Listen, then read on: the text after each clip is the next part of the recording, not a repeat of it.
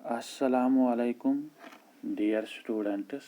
Myself, Ogdarauf, your chemistry teacher. Today we are going to discuss the topics pH scale, universal indicator, and in the end we will talk about importance of pH in our daily life. So these are the topics which we are going to discuss in this video. First of all we will talk about pH scale. ठीक है, देखिए जो pure water जो होता है, मान लीजिए rain water जो है ये प्योर होता है, प्योर वाटर होता है। डिस्टिलेट वाटर जो है ये प्योर वाटर होता है। ठीक है, तो प्योर वाटर अगर आप लेंगे ये न्यूट्रल होता है। न्यूट्रल होने का मतलब ये है कि प्योर वाटर जो है न ये एसिडिक होता है और न ये बेसिक होता है। ठीक है, क्यों ये न्यूट्रल होता है? न्यूट्रल इसलिए होता है इसमें हाइड्रोजन आयन कंसंट्रेशन और हाइड्रोक्साइड आयन कंसंट्रेशन जो है वो इक्वल होता है, इसीलिए हमारा जो प्योर वाटर होता है वो न्यूट्रल होता है। ठीक है, इसके बरक्स अगर आप इम्प्योर वाटर लेंगे, अगर आप टैप वाटर लेंगे, अगर आप वेल वाटर लेंगे, तो यहाँ पे जो वाटर होता है वो इम्प्योर होता है। इम्प्योर वाटर जो है या वो एसिडिक हो सकता है या वो बेसिक हो सकता है। ठीक है, क्यों क्यों ये एसिडिक या बेसिक हो सकता है? क्योंकि इम्प्योर वाटर में या हाइड्रोजन आयन कंसंट्रेशन और जो हाइड्रोक्साइड आयन कंसंट्रेशन जो है वो इक्वल नहीं होता है। ठीक है, इसीलिए इम्प्योर वाटर जो है वो एसिडिक हो सकता है और बेसिक भी हो सकता है। ठीक है, तो आप ये चीज़ें आप याद रखेंगे कि प्योर वाटर जो होता है वो न्यूट्रल होता है। क्यों न्यूट्रल होता है? क्योंकि उसमें हाइड्रोजन आयन कंसंट्रेशन और हाइड्रोक्साइड आयन कंसंट्रेशन जो है वो इक्वल होता है। न्यूट्रल का मतलब ये है कि प्योर वाटर जो है ये न ये एसिडिक होता है न ये बेसिक होता है। ठीक है, मगर इसके बरक्स अगर आप इम्प्योर वाटर लेंगे, इम्प्योर वाटर जो है या वो बेसिक हो सकता है या वो एसिडिक हो सकता है। क्यों ये एसिडिक और बेसिक हो सकता है? क्योंकि उसमें हाइड्रोजन आयन और हाइड्रोक्साइड आयन कंसंट्रेशन जो है वो इक्वल नहीं होता है। ठीक है, तो ये एक बात है। दूसरी बात ये है कि जब भी हम वाटर को ऐड करते हैं कोई एसिड, मान लीजिए हमने वाटर ले लिया, हमने इसको ऐड कर दिया HCl, तो आपको पता है कि जब भी हम एसिड ऐड करते हैं वाटर को तो वहाँ पे हाइड्रोजन आयन प्रोड्यूस होता है। ठीक है, अगर वहाँ पे ज़्यादा हाइड्रोजन आयन प्रोड्यूस हो गया तो ये जो हमारा जो सोल्यूशन बन गया, एसिड और वाटर के दरमियान जो सोल्यूशन बन गया ये एसिडिक सोल्यूशन होगा। ठीक है, और ये जो सोल्यूशन जो है इसमें ज़्यादा हाइड्रोजन आयन है इसीलिए ये एसिडिक है। ठीक है ना, मगर आपको यहाँ पे एक बात ये याद रखना है कि आपको इस सोल्यूशन में हाइड्रोक्साइड आयन्स भी मिलेंगे। एसिडिक सोल्यूशन में आपको ज़्यादा हाइड्रोजन आयन कंसंट्रेशन मिलेगा, इसीलिए वो सोल्यूशन जो है वो एसिडिक होता है। मगर आपको ये भी याद रखना है कि एसिडिक सोल्यूशन में आपको हाइड्रोक्साइड आयन कंसंट्रेशन भी मिलेगा। ठीक है, मगर वो हाइड्रोक्साइड आयन कंसंट्रेशन जो है वो कम होगी। एसिडिक सोल्यूशन में हाइड्रोक्साइड आयन की कंसंट्रेशन जो है वो कम होगी, मगर आपको ये याद रखना है कि एसिडिक सोल्यूशन में हाइड्रोजन आयन कंसंट्रेशन जो है वो ज़्यादा होगी इसीलिए वो एसिडिक है, और हाइड्रोक्साइड आयन कंसंट्रेशन जो है वो कम होगी। ठीक है, मगर हाइड्रोक्साइड आयन वहाँ पे प्रेजेंट होगा।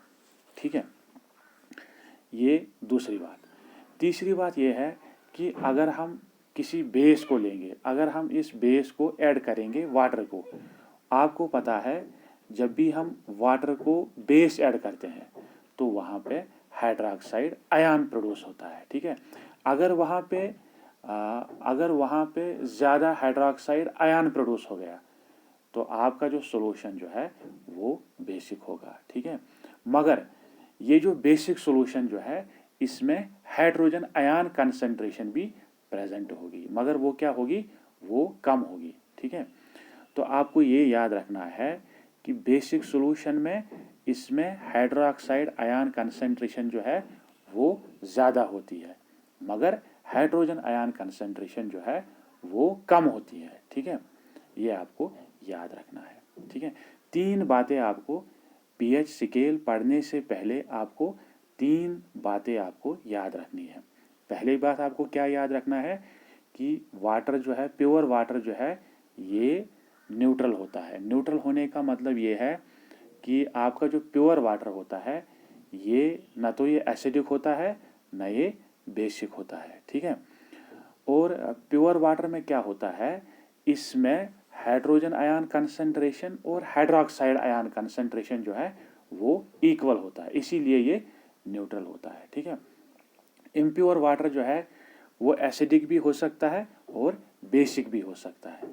ठीक है, यह हम ऐसे कहेंगे कि इम्प्योर वाटर में जो है उसमें हाइड्रोजन आयन कंसंट्रेशन और हाइड्रोक्साइड आयन कंसंट्रेशन जो है वो इक्वल नहीं होगा। ये एक बात है।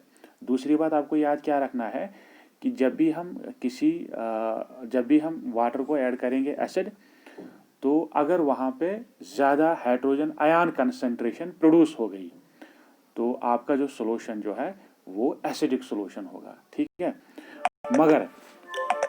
मगर साथ में आपको ये भी याद रखना है कि जो हमारा जो एसिडिक सॉल्यूशन होता है इसमें हाइड्रोक्साइड कंसंट्रेशन भी होती है, मगर वो हाइड्रोक्साइड आयन कंसंट्रेशन क्या होती है, वो लेस होती है। ठीक है, एसिडिक सॉल्यूशन में क्या होता है, हाइड्रोजन आयन कंसंट्रेशन ज़्यादा होती है, मगर हाइड्रोक्साइड आयन कंसंट्रेशन जो है वो कम होती है। ठीक है, इसी तरह अगर ये दूसरी बात है।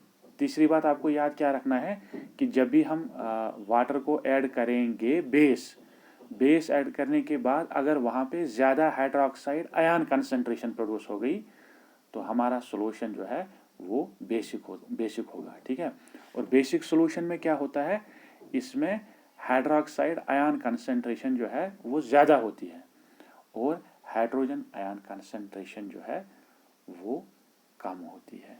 ठीक है, तो ये तीन चीज़ें आपको याद रखना है। ठीक है, तो पीएच स्केल में क्या है, देखिए सोरेनसन एक साइंटिस्ट थे, इसी ने पीएच स्केल को बनाया है। पीएच स्केल में हम क्या करते हैं, इसमें हम ये बता सकते हैं कि आपका कोई सबस्टेंस जो है, मतलब अगर आपके पास कोई एसिड है या आपके पास अगर कोई बेस है, तो ये बेस जो है ये स्ट्रांग बेस होगी या वीक बेस होगी, ये हम पीएच स्केल से बता सकते हैं हम। ठीक है, अगर आपके पास कोई सबस्टेंस है, अगर वो सबस्टेंस एसिड है, तो पीएच स्केल से आप ये बता सकते हैं कि आपका जो एसिड है वो स्ट्रांग एसिड है या वीक एसिड है। तो ये आप किससे बता सकते हैं, ये आप पीएच स्केल से बता सकते हैं। आपका बेस जो है वो वीक है या स्ट्रांग है, ये आप पीएच स्केल से बता सकते हैं आप। ठीक है, अगर आपके पास एसिड है, एसिड जो है वीक है या स्ट्रांग है, ये आप पीएच स्केल से बता सकते हैं आप। ठीक है, देखिए पीएच स्केल में असल में क्या करते हैं हम, इसमें हम हाइड्रोजन आयन कंसंट्रेशन जो है उसी से हम ये पता लगा सकते हैं कि हमारा जो एसिड है या हमारा जो बेस जो है वो वीक होगा या स्ट्रांग होगा। ये हम किससे बता सकते हैं, ये हम हाइड्रोजन आयन कंसंट्रेशन से बता सकते हैं हम। ठीक है, तो पीएच स्केल में हम हाइड्रोजन आयन कंसंट्रेशन का जो है उसी का हम इस्तेमाल करते हैं हम, और उसके बाद हम बता सकते हैं कि हमारे पास एसिड जो है वो वीक होगा या स्ट्रांग होगा। ठीक है, देखिए पीएच क्या होता है, देखिए ये कहा जाता है कि pH is inversely proportional to hydrogen ion concentration. ठीक है, पीएच जो है ये इनवर्सली प्रोपोर्शनल है हाइड्रोजन आयन कंसंट्रेशन। देखिए इसका मतलब क्या है, देखिए जिसका ज़्यादा हाइड्रोजन आयन कंसंट्रेशन होगा, जिस सॉल्यूशन के पास ज़्यादा हाइड्रोजन आयन कंसंट्रेशन होगा, वो सॉल्यूशन जो है उसका जो pH होगा वो कम होगा, ठीक है। और जिस सॉल्यूशन के पास ज़्यादा जिस सॉल्यूशन के पास कम हाइड्रोजन आयन कंसंट्रेशन होगा उसका pH जो है वो ज़्यादा होगा, ठीक है। दोबारा से मैं बताऊंगा कि जिस सॉल्यूशन का हाइड्रोजन आयन कंसंट्रेशन ज़्यादा होगा उसका pH जो है कम होगा, ठीक है, एक बात। दूसरी बात, जिस सॉल्यूशन का हाइड्रोजन आयन कंसंट्रेशन कम होगा उसका pH जो है वो ज़्यादा होगा, ठीक है। देखिए pH स्केल जो है इसका जो वैल्यू जो है वो स्टार्ट होता है फ्रॉम 0 टू pH स्केल का जो वैल्यू होता है वो स्टार्ट होता है वो होता है स्टार्ट 0 टू 14, ठीक है। तो pH स्केल जो है ये स्टार्ट होती है 0 से और इसका जो लास्ट वैल्यू जो होता है वो 14 होता है, ठीक है। ये आप याद रखिएगा। देखिए अगर हमारे पास कोई न्यूट्रल सॉल्यूशन है, प्योर वाटर है हमारे पास, मैंने आपको इससे पहले ही बोला है कि प्योर वाटर जो है ये न्यूट्रल होता है, ठीक है ना। तो अगर हम इसका पीएच अगर हम मेजर करेंगे तो इसका जो पीएच जो है वो क्या होगा, वो 7 होगा। न्यूट्रल सॉल्यूशन का जो पीएच होगा वो 7 होगा, ठीक है। लिख लीजिए, अगर आप प्योर वाटर लेंगे तो इसका जो पीएच वैल्यू होगा वो 7 होगा। तो कोई भी न्यूट्रल सॉल्यूशन ले लो आप, तो उसका जो पीएच होगा वो 7 होगा, ठीक है। तो न्यूट्रल सॉल्यूशन को अगर आप लिटमस पेपर पे डालेंगे तो कोई भी कलर चेंज वहाँ पे होगा ही नहीं। अगर आप फिनाप्थिलीन पे डालेंगे तो कोई कलर चेंज होगा नहीं। अगर आप मिथाइल ऑरेंज पे डालेंगे तो कोई कलर चेंज होगा ही नहीं, क्योंकि न्यूट्रल सॉल्यूशन का मतलब क्या है कि आपका जो सॉल्यूशन है ना तो ये एसिडिक है ना ये बेसिक है, ठीक है। खाली आपको ये याद रखना है कि पीएच स्केल पे जो न्यूट्रल सॉल्यूशन का जो वैल्यू होता है वो 7 होता है, ठीक है। देखिए अगर हम कोई एसिडिक सॉल्यूशन लेंगे, एसिडिक सॉल्यूशन का ये पीएच स्केल पे क्या वैल्यू होगा, वो होगा लेस देन 7, ठीक है। तो कोई एसिडिक सॉल्यूशन ले लिया आपने, मतलब आपने HCl सॉल्यूशन ले लिया, आपने ये सल्फ्यूरिक एसिड सॉल्यूशन ले लिया, नाइट्रिक एसिड सॉल्यूशन ले लिया। तो अगर आप इनका पीएच वैल्यू अगर आप इनका निकालेंगे तो इनका पीएच वैल्यू जो है वो लेस देन 7 होगा, ठीक है।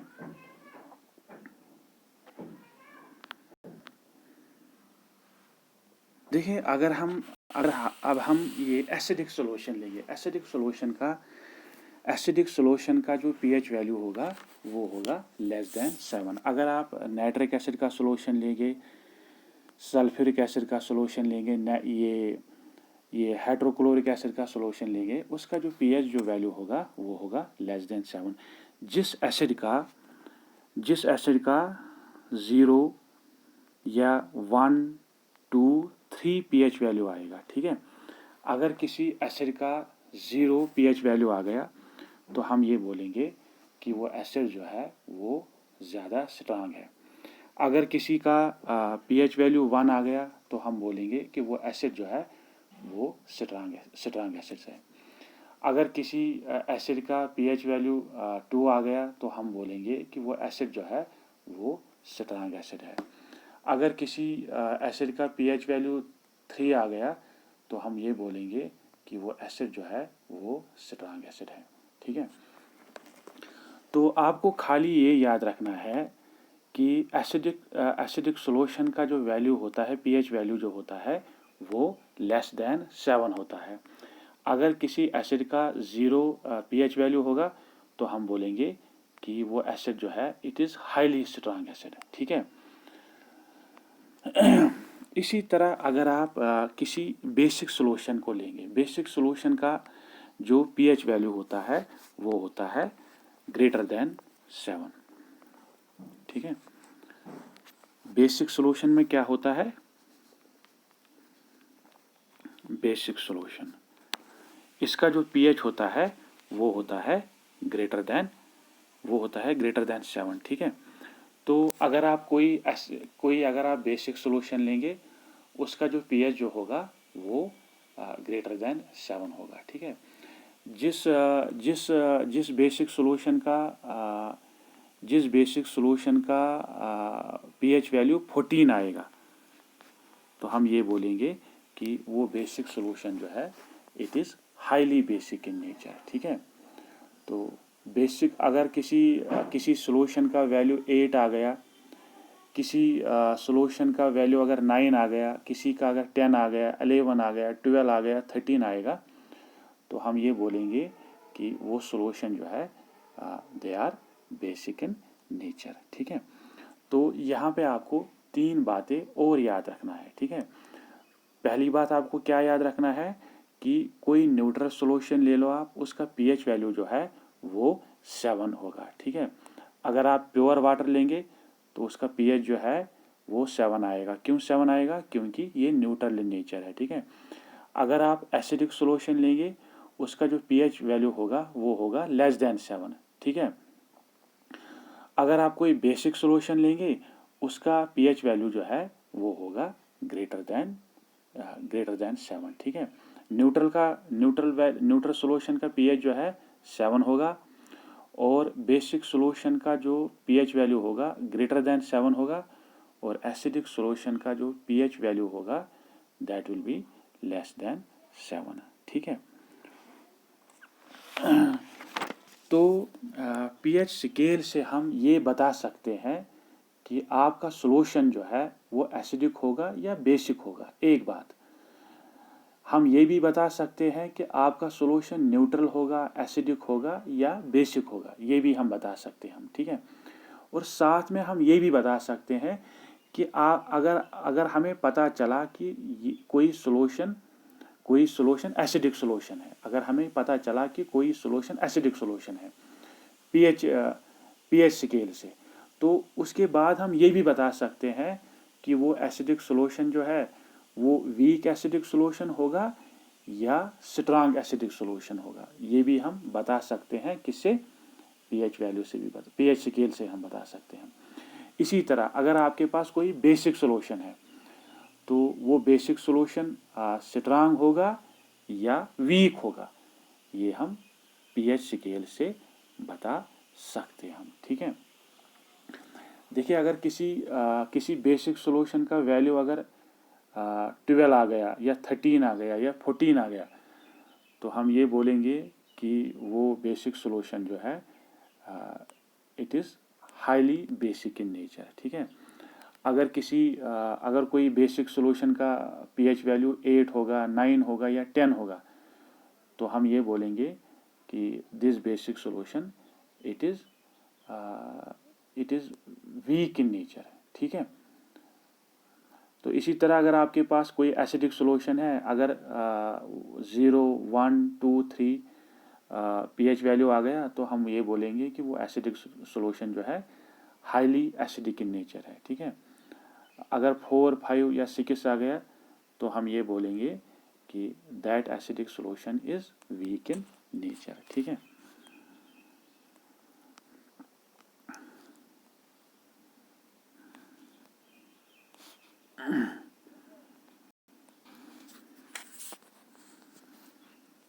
देख लीजिए आप यहाँ जो आपकी जो टेक्स्ट बुक जो है उस पर आप देख लीजिए।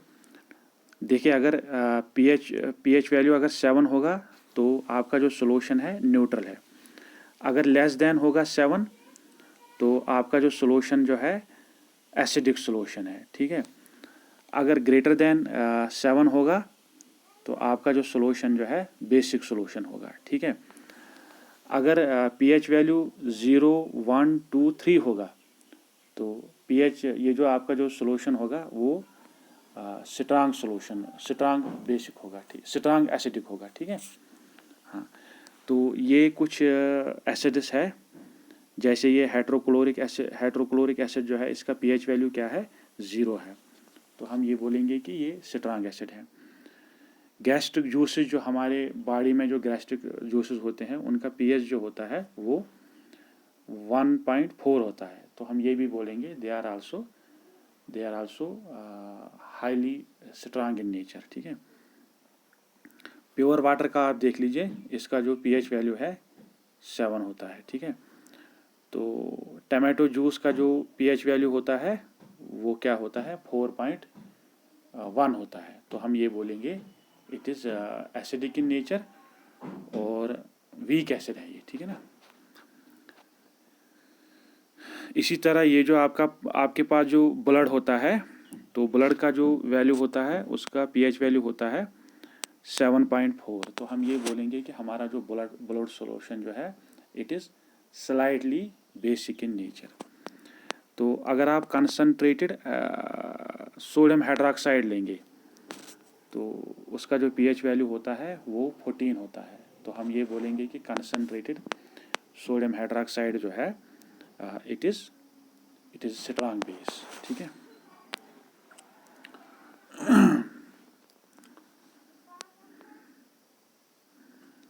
तो देखिए अब हम क्या करेंगे, अब हम यूनिवर्सल साल्ट्स के बारे में अब हम पढ़ेंगे।